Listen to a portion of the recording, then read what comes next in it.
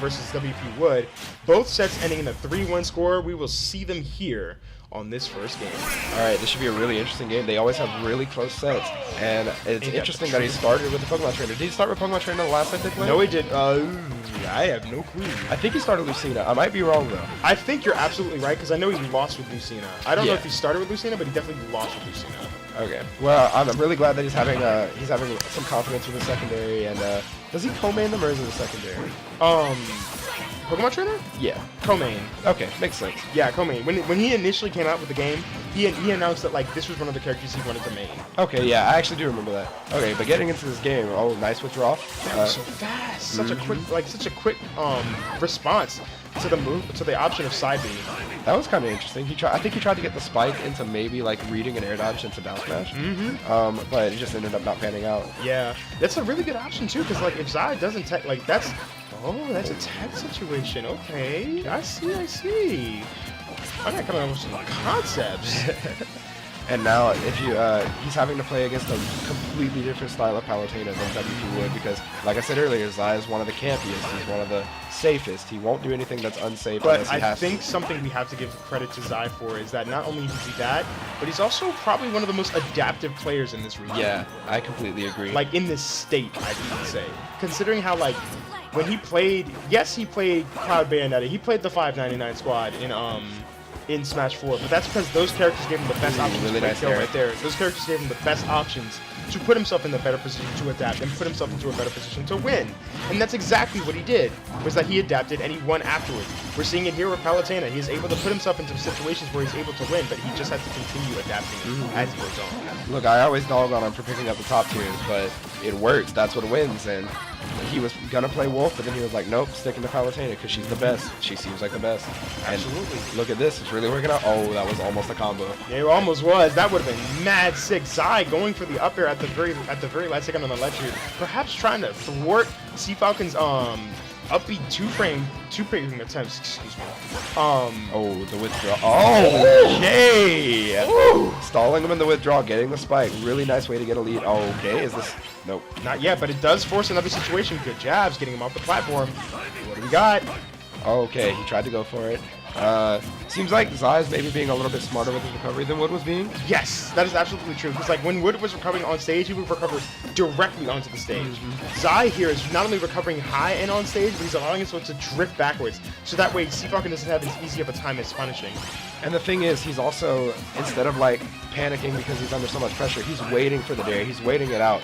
He's just trying to teleport anytime he's safe. Like, right there, that was kind of terrifying. That was kind of terrifying. You had to take the chance. If he hits it, he hits it. If he doesn't, you keep playing the game. Oh, nice tech read. Okay, just keep. Okay, this is Charizard. He can just keep him off stage. Perhaps. Oh, nice. Oh, that move kills now. Look, you can't mess with it. You can't mess with it, but I tell you what, the Nair's coming out again, catching the mid. Not gonna catch the low. Gotta respect the recovery. Trap. Yeah, looking for the ledge trap. Sitting with the backer, trying to cage the lizard. Like, what can Charizard do right there? I mean, I would guess when he's going to land and go for a dash attack, but that's too risky of an option to really do. Oh, that was really nice. We'll finally take the stock, but he's got to get to Ivysaur. That looked like it might have been a tilt cancel left tilt. Maybe so. There he is. He finally gets the Ivysaur after this double switch, but now he's got to get off the ledge. He does manage to do so, and he's finally able to play the game. Let's see how he does. All right, Cody has to play this super safe. All it takes is one back throw, one bear. But I think he can really do it. He's really good at this. And, another one! Catches the teleport cancel. Great stuff to him, getting it to 61%. I feel like one good confirm here could potentially seal it, but I'm not entirely... Oh, that's heartbreaking. Oh, misses the dash grab. He was making all the right decisions until he just barely misspaced that dash grab. The execution wasn't there. The idea was right, but the execution just wasn't. And you know, that was going to lead into that upbeat, just the simple confirm. The down throw, yeah, you're absolutely right. Or even an F throw off stage and going for the ledge trap as usual. Cody should not be disappointed in that. I think he just misread one thing, and he was playing it really, really well. I think if he can just carry this into the next game, not be discouraged, I think he'll do completely fine. And like we said earlier, he has really good mentality, so I think he'll be fine. He definitely has. It would be one thing if, you know, it was a if it was like a blowout, a 3-1, a 3-0 Yeah. loss. But no, this was a downright close game to the bitter end, and it came down to one missed move, and he died off of it. So as long as he understands that it wasn't necessarily the stage's fault, perhaps it was. He may want to put himself into a better position in order to avoid the situations he was being put into there. But I do certainly think that he has the ability to win on that stage as well as others. On Zai's side, something that I think he could maybe do to improve in this is specifically against Ivysaur. It seems like that he's trying to out camp him a little bit, or trying to camp him a lot. Ivysaur is one of those Pokemon that I guess really can't do a lot out of disadvantage except for switch out. So if he gets him in a nair, get him with a few more nairs, get him with maybe. If he's SDIing up, he can only get like 2 or 3. But then after that, just try to keep him in the disadvantage. Once you switch, try to predict the switch. It's just a matter of playing mind games, a matter of playing neutral. And I think that's what Zai does anyway, is that he would sit back and wait. He waits for the option that Falcon would go for, because if he switches, and then you respond to it. If he doesn't switch, you wait for the option to come out and you respond to that as well. Zai consistently puts himself into these positions where he's like diagonal to where Falcon would be. So you kind of think he's gonna go for the nair, fair, up air, bear, whatever he wants to go for, or he's just gonna wait it out. And he waits for Falcon to press the trigger first. If Falcon pulls the trigger, then he has to get the punish potentially. But if he doesn't, well, now he has to guess as to whether or not it's safe to go for that punish or not. So will they go back to the same stage? I understand they have the same characters. Nah, they will go to Unova this time. Much higher platforms. Being on those platforms is super huge in the sense that it's much more of a commitment to get up there, but it's also much more of a commitment to get down. It is so high, and you can get so harassed. And if either of them get juggles, they're higher now, so they just die even earlier. Do you know about the ceiling in this? I really don't know how high or low it is. No, I don't. I really don't. We see so far that Squirtle is outright getting out-bullied by the hitboxes of Palutena. It's not so much that, I feel like maybe it's not so much that the game plan isn't necessarily working for Falcon so far, because he doesn't really have the time to form the game plan. It's so much that, like, when he tries to respond, that'll do it. When he tries to respond to what Zai does, Zai's hitboxes are literally just better in every single regard. Every single instance he tries to press a button for, it doesn't work, because every button is better that Zai presses. No matter how many times he up airs them, he just gets outspaced. That might be the strong point of Charizard in this, actually, is that he has really nice hitboxes that are really strong. It's just if you miss them, you're taking a meaty punish sometimes. That's very true. Does manage to get the down throw. He goes for the fair. No. Okay. Waits for the up smash. Okay, gets the re-grab afterwards. Great stuff in forcing out the air dodge at the very least. This time for smash. I really like the intent, but sometimes it just doesn't pan out. Swing and a miss. Oh, okay, here it comes. Oh, that was no risky. Teleport cancel. Yeah, he missed the teleport cancel, and Falcon was probably looking for the cancel, but he didn't get it. So he wasn't in position to punish it. I wonder if that was on Zai, or if it was the high platforms that might have made him miss it. Might have been both. Let's say both. Maybe? Yeah, let's say both. Okay, really nice. Something Zai might be able to do is trying to predict these up Bs and like just drop nairing, because it just straight out beats tethers. They do, because he has to get to the ledge in the first place. Fair instead of up air once again. Zai's still living at 133%. Falcon kind of in dire straits here. This is definitely not a good look in terms of percent and stock count right now. Alright. Oh, okay, nice fair. Has him off stage. This is really scary. Zai having the lead though, so he has the momentum, he has the pressure. All he has to do is keep playing this game, and nope, not gonna kill yet. Still not killing just yet. That plant is heavy AF, Heavy AF, dude. For the medium-sized character, quote-unquote, my man's living. All right. Oh, okay. Look, he finally did it. Okay, and he got the 2-frame. He was looking for it for a hot minute. So not only was he able to evade the nairs from Zai, but managed to catch the recovery afterwards, too. Now he has a chance to play this back. He can play it all or nothing on that stock, but unfortunately he does lose it. So now it's a last-leg situation. I do believe this is for counter-pick advantage in this set. And not only that, but it puts you in a better position if you're sitting at 1-1 as opposed to the 2-0 deficit. You definitely do not want to be there.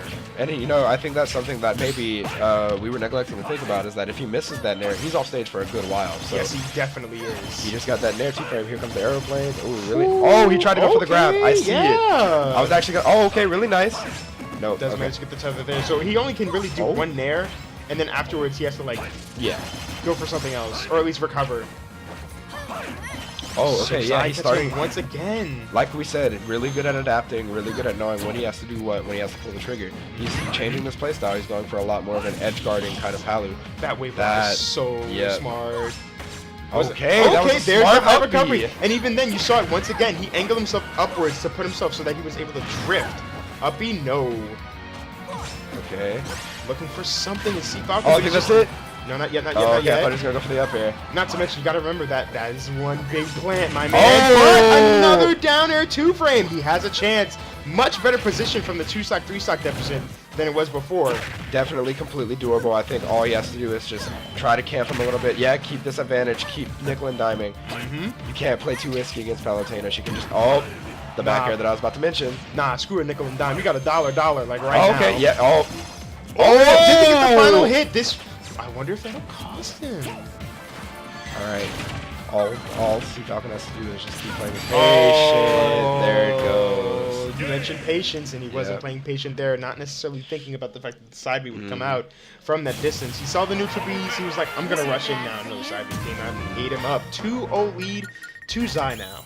I think the only options he had right there, because he was stuck in the neutral B shield, it was to either keep shielding and risk like his shield being super low, or just dashing in, because the one thing is, explosive flame is really unsafe if you just dash in, but it's also really scary. Yeah, It's a that's really true. scary It is a situation to very be in. because like the pressure it puts on your shield in the first place is already bad enough as is. Not to mention the damage itself is like not good. All right, so okay. There's a Lucina pick. I was wondering about this. Again, I'm not so sure if he should be so unconfident in the Pokemon trainer. It's been close the past 2 games, but he just makes one bad decision because he has himself in a precarious situation that it just doesn't work out. Now he's going to go with a different character here. I wonder how this will go, considering that this is on Battlefield. Okay, so the thing about this is he proved to us against WP Wood that he can handle this matchup. It's just this is a completely different Palu. With this Palu, he's a lot safer. Oh, okay. Really nice punish. And, I think, no, saved his jump. Nice. Recovering That was high really nice. once again. Not to mention mixes up his drift so that he drifts towards the ledge instead of off the ledge and onto the stage.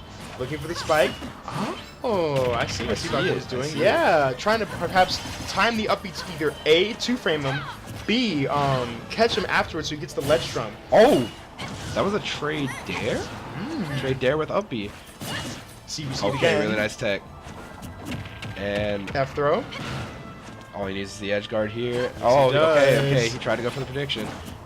Good stuff to see if I could recognize it, and then he got on the ledge first, so he was going to get ledge jumped afterwards. And you see, this is really scary because... There's the spike. He finally gets it. 77%. A pretty solid start for this Lucina, and perhaps the turnaround he needs. I think he was baiting him off stage, just like, I'm going to edge guard you. Nope. Here's a 2-frame. And, you know, if he just keeps pulling out mix-ups like that, I think he might have this set in the bag. But It would take obviously... a reverse 3-0, and that's Yeah. a pretty huge task to ask.